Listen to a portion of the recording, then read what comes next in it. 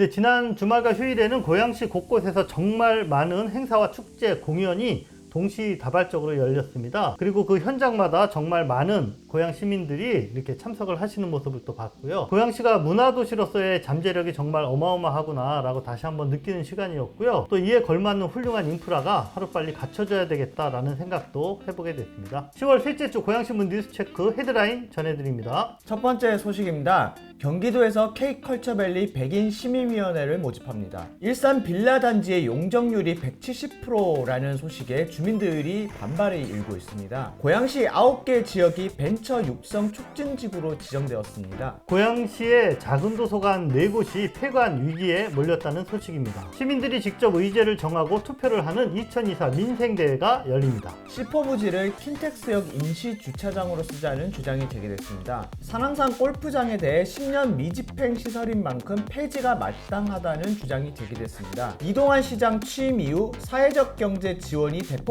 줄었다는 뉴스입니다. 이어서 공릉천 걷기 행사와 월드비전 글로벌 6K 캠페인 고양 호수예술축제 소식은 사진 한 장 뉴스로 전해드립니다.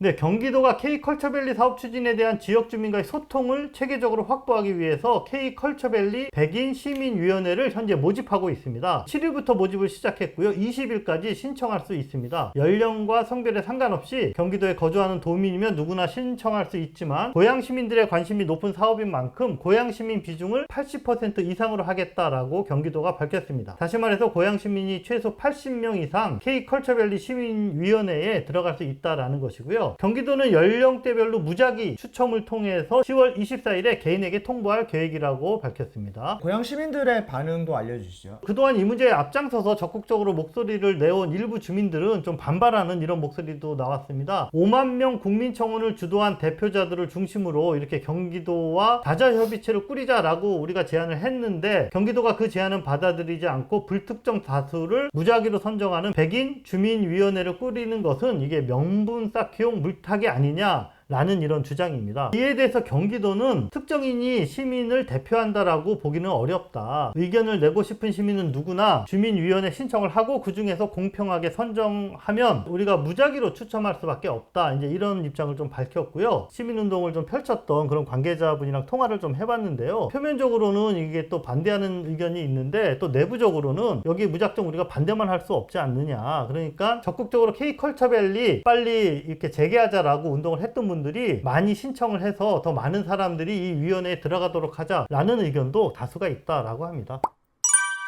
일산의 연립주택 재건축 기준 용적률이 170%로 발표되자 빌라 등 연립주택 소유주들의 불만이 폭발하고 있습니다. 특히 똑같은 연립주택의 기준 용적률이 분당의 경우는 250%로 발표가 됐거든요. 그러니까 양쪽이 무려 80%나 차이가 나게 된 겁니다. 그래서 이게 말이 되느냐, 일산도 분당이랑 똑같이 올려달라, 이런 요구가 강하게 나오고 있습니다. 지난 주말에는 집회도 열었다고 하더라고요. 네, 일산의 14개 구역 34개 단지로 구성된 일산 빌라단지 재건축 비상대책위가 10일 일산동구청 앞에서 연립주택 기준 용적률 상향을 요구하는 이런 집회를 열었는데요. 유승엽 비상대책위원장은 일산이랑 분당의 기준 용적률이 80%나 차이가 나는데 이 차이는 재건축을 할 수 있느냐 없느냐를 가를 만큼 정말 아주 크고 결정적인 차이다, 이렇게 이야기를 했습니다. 보시는 사진은 집회 참가자들이 기준 용적률의 부당성이 기술된 고양시 노후계획도시 정비기본계획 공람의견서에 이렇게 서명을 하고 있는 그런 모습입니다. 고양시 입장은 들어보셨나요? 고양시는 상당히 원론적인 답변인데요. 연립주택 기준 용적률 상향이 어렵다라고 난색을 표하고 있습니다. 현재 그 대화동, 성저마을, 또 정발산동, 밤가시, 양지마을, 정발마을 이런 데가 이제 대표적인 빌라 단지인데 여기가 대부분 90에서 98, 그러니까 한 100% 정도의 용적률을 가지고 있습니다. 고양시는 일산의 아파트와 동일하게 연립주택에도 현재 용적률의 1.7배를 우리는 적용했다. 그러니까 아파트랑 똑같이 상향률을 조정해서 170%로 정해진 거다. 또한 일산의 연립주택들이 단독 주택단지를 에워싸는 이런 형태로 배치가 되어 있기 때문에 용적률을 너무 많이 올릴 경우에 단독주택의 조망권과 일조권을 해친다. 이것도 우리가 좀 감안을 했다. 뭐 이런 설명을 하고 있습니다. 자, 하지만 연립주택 주민들은 이 고양시 설명 전혀 받아들일 수 없다는 입장입니다. 왜냐하면 분당도 고양시랑 지금 비슷하게 용적률이 한 100% 40% 정도예요. 연립의 경우는. 근데 분당은 2.5배를 적용해서 250으로 올린 거거든요. 그래야지 뭔가 사업성이 나온다라고 시에서 판단을 한 거죠. 근데 고양시는 그냥 일률적으로 1.7을 아파트랑 똑같이 적용을 해버린 겁니다. 그리고 분당도 역시 고양시랑 마찬가지로 단독주택을 감싸는 형태로 거의 비슷한 형태로 지어져 있거든요. 근데 왜 유독 일산의 연립주택만 이렇게 까다롭게 기준 적용을 하느냐, 뭐 이대로는 재건축이고 뭐고 아무것도 못한다라는 게 연립주택 입주자들의 주장입니다. 이 소식은 저희 뉴스체크 구독자이신 한 주민께서 제보를 해주셨더라고요. 그래서 저희가 취재를 할 수 있었습니다. 제보해주신 구독자님께 감사의 인사 드립니다.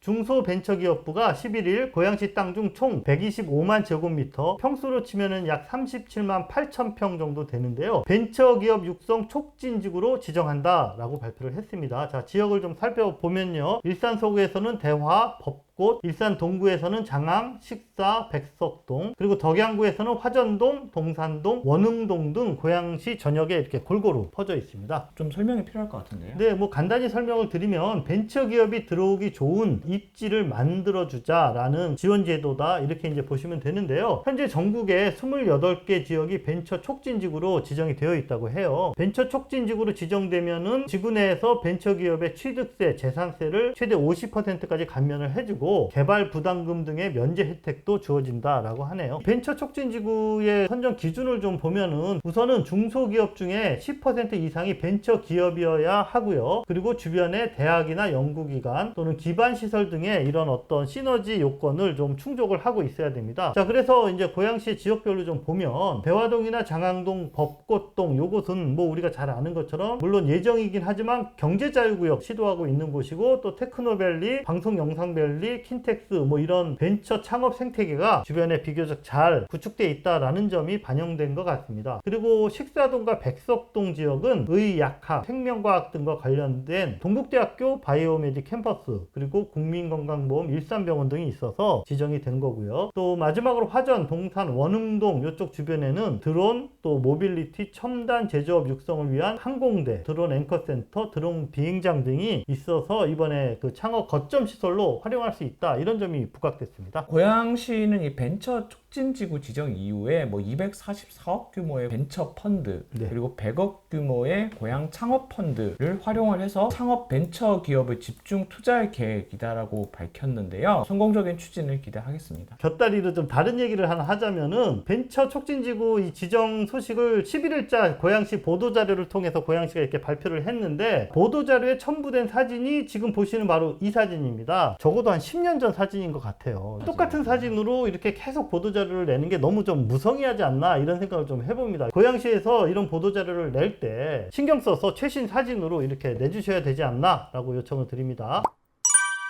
자, 작년 기억을 좀 더듬어 보면은 아파트 내 공립 작은 도서관 5곳에 대한 보조금 지원을 고양시가 대폭 삭감을 하면서 결국 5곳 모두 문을 닫는 그런 사태가 있었었죠. 자, 이번에는 민간 위탁 중이던 공립 작은 도서관도 폐관할 계획이라는 소식이 전해지면서 이제 좀 큰 반발이 일고 있다고요. 11일 고양시에 따르면요, 지역 문화단체인 책과 도서관에서 현재 지금 위탁 운영 중인 모당 작은 도서관과 호수공원 작은 도서관을 비롯해서 이 고양 삼송 작은 도서관 등 4곳에 대해 운영 지원 중단을 결정했다고 합니다. 총 16개 공립 작은 도서관 중에 7곳만 남게 된 상황입니다. 근데 거기다가 이 7곳 중에 책과 도서관에서 위탁 운영 중인 마상 작은 도서관이랑 강촌 작은 도서관 같은 경우도 위탁 계약이 올해로 끝나요. 작은 도서관 2곳이 추가로 이제 폐관될 예정이라고 할 수 있고요. 사실상 지금 고양시 공립 작은 도서관 중에 관산,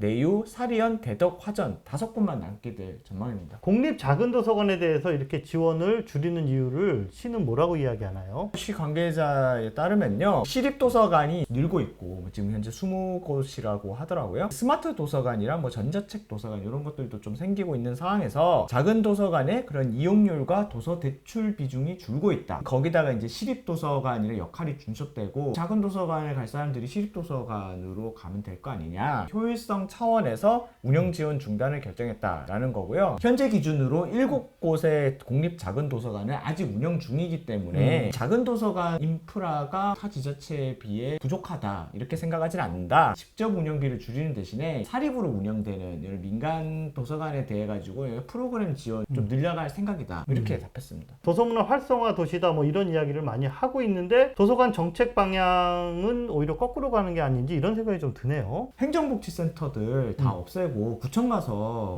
다 기능 통합하면 된다. 사실 이거랑 크게 다를 바 없는 논리 아닌가 생각이 들거든요. 중요한 거는 이 작은 도서관들이 그냥 뭐 단순히 책 대여만 하는 곳이냐라고 봤을 때 동아리도 다양하게 만들어져서 활동을 하고 있고요. 지역 특색에 맞는 그런 다양한 프로그램들까지 작은 도서관만의 특색 있는 사업들을 진행을 해왔어요. 그런 성공 사례들이 많이 나왔었는데 단순히 효율성 문제, 뭐 기능 문제를 들어가지고 시립도서관 다 가면 되지 않냐라는 건 사실 좀 앞뒤가 맞지 않죠. 이용률 문제 사실 지적을 했는데 이것도 말이 안 돼요. 모당 작은 도서관이랑 고양 작은 도서관 같은 경우는 경기도 운영평가에서 A등급을 받은 약간 좀 모범 사례. 운영을 상당히 잘했던 곳이네요. 그런 곳이더라고요. 고양시의 도서관 인프라가 충분하다라는 이런 고양시의 설명, 작은 도서관 좀 줄여도 큰 문제 없다. 자, 이 주장은 사실인가요? 도서관 센터에서 얘기한다는 게 좀 약간 황당했어요. 담당 부서면은 오히려 독서 문화를 뭐 활성화시켜야 되기 때문에 더 인프라 늘려야 된다 이렇게 해야 되는데 지금 거꾸로 된 상황이거든요. 실제로 그 시립도서관 한 개당 서비스해야 될 인구수가 경기도 평균 대비해 가지고 고양시가 한 1만 명 가량 더 많아요. 시설 수가 부족하고 찾는 시민들의 수가 많다라는 거죠. 작은 도서관이 충분하다거나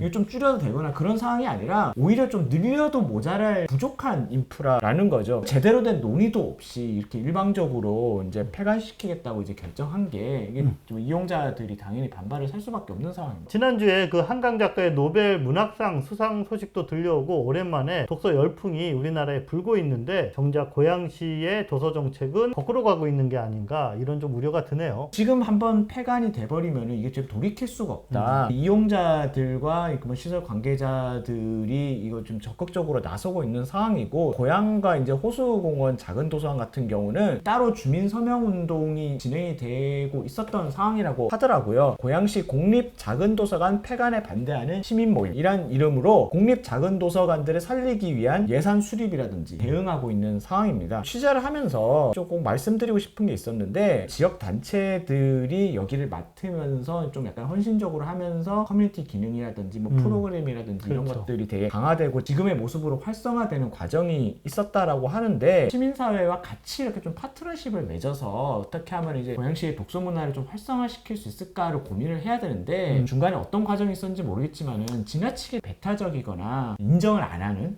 약간 좀 그런 분위기도 느껴져가지고 최근 들어서 정말 고양시의 행정과 또 시민들의 역량이 시너지를 내는 사례들이 점점 무너져가고 있는 게 아닌가 그런 생각이 좀 들 수밖에 없네요. 2024 민생대회가 이달 말 열릴 예정이라고 하는데요. 자, 과연 누가 어떻게 하는 건지 설명을 좀 부탁드리겠습니다. 진보당과 민주노총 고양 파주지부, 시민사회연대 등 지역사회, 정당 시민사회가 좀 주축을 이루고 있고요. 주최 주관에서 고양 민생대회라는 이름으로 진행을 하고 있는데 작년에 처음 했었는데 한 4,000명 정도의 주민들의 의견을 받아서 10대 요구안이라고 따로 마련을 해서 이제 고양시에 실제 제출까지 했다고 하더라고요. 물론 이제 고양시에 반영까지 되지는 못했지만은 특히 올해 같은 경우는 그 작년에 비해서 참여 단체 수도 늘고 규모도 되게 늘었고 그리고 정책 제한 범위도 되게 다양해졌다고 하더라고요. 앞서 대회를 준비하는 측은 간담회와 수요조사 등을 통해서 에너지 지원금 지급, 고양페이 인센티브 확대 등 20개의 시민투표안을 마련을 했고 현재 우선순위를 정하기 위한 시민투표를 진행하고 있다고 합니다. 시민투표는 23일까지 진행되고요. 26일에 화정역 광장에서 민생대회가 개최될 예정이라고 합니다. 시민 여러분들의 많은 관심과 참여를 기대하겠습니다.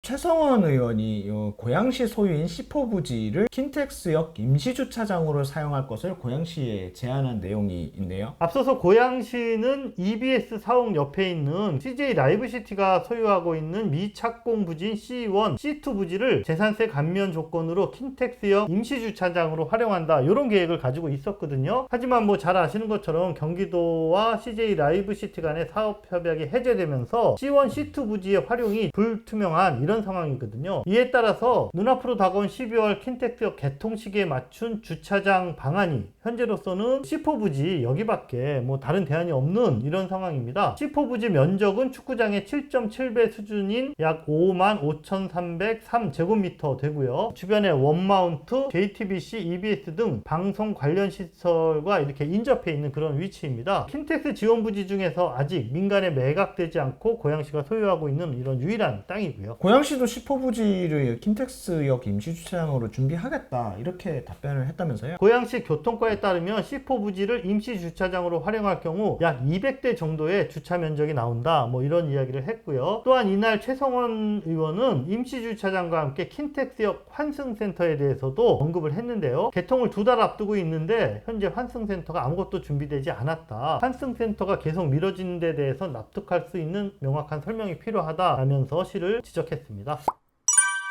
이번에는 권영재 의원의 5분 발언입니다. 한양산 골프장 증설 계획이 국토부의 수도권 관리계획 승인 조건에 위배된다라는 점을 지적을 했습니다. 권 의원은 사업 시행자가 작성한 환경영향평가서에서 훼손된 기존 자연경관을 복원하는 것을 사업의 목적으로 이렇게 제시하고 있는 그런 문건을 공개를 했는데요. 이에 따르면 한양산이 훼손된 그린벨트여야 골프장을 만드는 당위성이 이렇게 성립이 되는 것입니다. 하지만 권 의원은 한양산이 현재 훼손된 그린벨트가 아니라 오히려 골프장을 짓는 것이 한양산을 훼손하고 있다라고 지적을 하면서 골프장 증설은 국토부의 수도권 관리계획 승인 조건에 위배된다. 골프장 증설 사업을 불허해야 한다라고 주장을 했습니다. 이날 또 산항산 골프장 증설 계획 폐지를 위한 구체적인 방안도 제시를 했다고 하던데요. 시장은 도시계획 시설이 고시일로부터 10년이 지날 때까지 시행되지 아니하는 경우에는 단계별 집행계획을 지방의회에 보고한다, 이렇게 규정되어 있고요. 같은 조 5항을 보면요, 지방의회가 해당 도시계획 시설의 폐지를 권고하면 시장은 시설을 폐지하거나 도지사에게 시설 폐지를 신청해야 한다라고 이렇게 규정하고 있다. 이 점을 좀 짚었어요. 이 규정을 적용해서 한양산 골프장 도시계획 시설이 2014년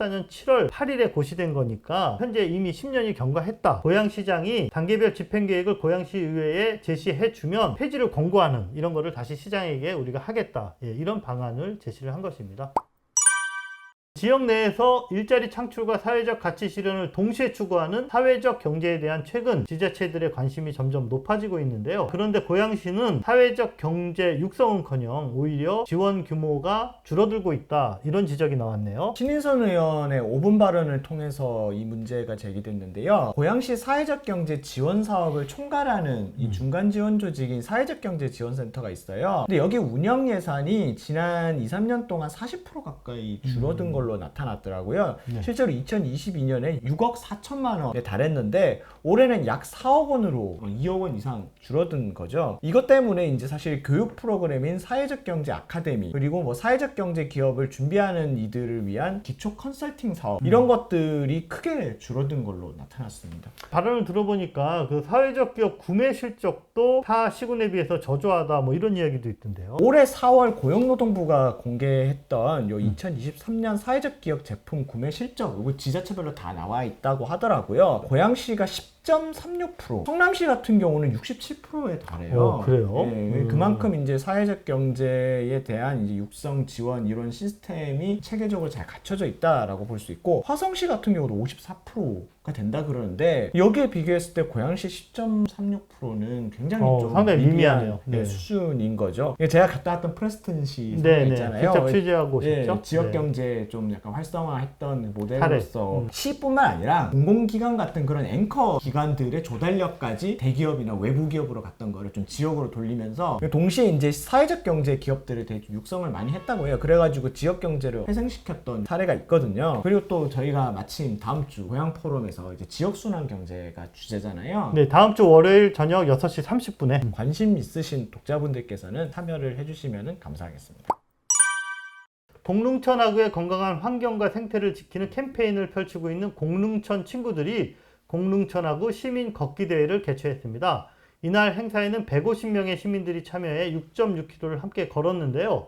이들은 아름다운 노을을 배경으로 완주 기념사진을 찍으며 공릉천하구 둥마루 포장 반대, 공릉천하구 습지보호구역 지정을 함께 외쳤습니다. 국제 구호 NGO인 한국 월드비전이 10일 일산 호수공원에서 글로벌 6K for 워터 러닝 행사를 성대하게 개최를 했습니다. 이날 무려 5천여 명의 참가자들이 월드비전 홍보대사인 유지태, 최강희 배우와 함께 일산 호수공원을 달렸는데요. 개막식에서는 이동환 고양시장과 이영하 고양신문 대표가 한조가 되어 화합의 퍼포먼스를 펼치는 장면이 연출되기도 했습니다. 지난 주말 내내 일산 호수공원이 들썩였습니다. 13회를 맞은 고양 호수예술축제가 11일부터 13일까지 열렸는데요.